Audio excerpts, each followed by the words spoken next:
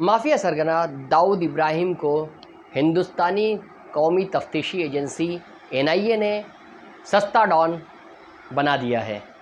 दाऊद इब्राहिम पर जो इनाम 25 लाख रुपए का इनाम का ऐलान एनआईए ने किया है, तो ये इनाम के ऐलान भी जो है चर्चे का बास बन गया है और लोग इस पर बहस व मुबाहिसा कर रहे हैं कि दाऊद इब्राहिम जैसा इंटरनेशनल डॉन पर इतना कम इनाम कैसे रखा गया है।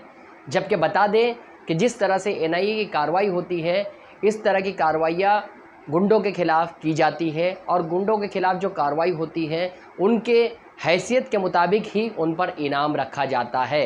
लेकिन दाऊद इब्राहिम जो कि इंटरनेशनल ड्रग्स डीलर से लेकर अंडरवर्ल्ड डॉन है और मफरूर मुलज़िमीन की फ़हरिस्त में इसे शामिल किया गया है और सबसे ख़तरनाक मुजरिम की हैसियत से वो है। हिंदुस्तान से ही इसने अपने सफ़र शुरू किया था। मुंबई अंडरवर्ल्ड से इसका ताल्लुक़ है। दाऊद इब्राहिम ने मुंबई से ही अंडरवर्ल्ड का सफ़र शुरू किया था और 92 दंगों से कबल वो मुल्क छोड़कर फ़रार हो चुका था।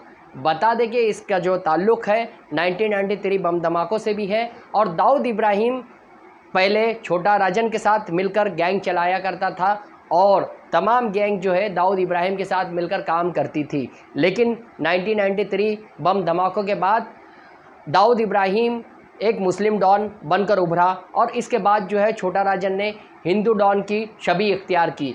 बताया ये जाता है कि दाऊद इब्राहिम ने मुंबई में मामूली सी गुंडागर्दी के साथ अपना सफ़र शुरू किया था और वो एक पुलिस कांस्टेबल इब्राहिम कास्कर के फर्जंद थे।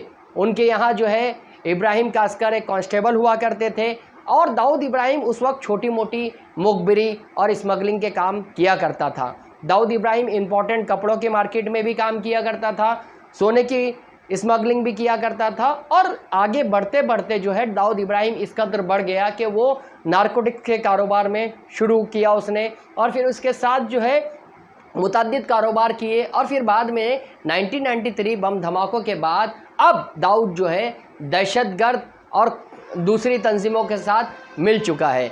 अल-कायदा, लश्कर तैयबा, जैश मोहम्मद जैसी दहशतगर्द तंजीमें जो है दाऊद इब्राहिम के साथ काम करती है। इसी के साथ बता दें आपको कि जिस तरह से दाऊद इब्राहिम का ठिकाना कराची पाकिस्तान क्लिफ्टन है और वहाँ से वो जो है आईएसआई के इशारे पर मुल्क में बदअमनी फैलाने की कोशिश करता है। एनआईए ने हाल ही में मुल्क में फसाद बर्पा करने की साजिश और बदअमनी फैलाने के मामले में एक एफआईआर दर्ज किया था, जिसमें दाऊद इब्राहिम के गुंडों की गिरफ्तारी भी एनआईए ने अंजाम दी है। बता दें कि दाऊद इब्राहिम का दस्तराज जो है और छोटा शकील का साड़ू सलीम फुरुड को भी एनआईए ने गिरफ़्तार किया है और शब्बीर को गिरफ़्तार किया गया है और आरिफ भाईजान को भी मीरा रोड से गिरफ़्तार किया गया है।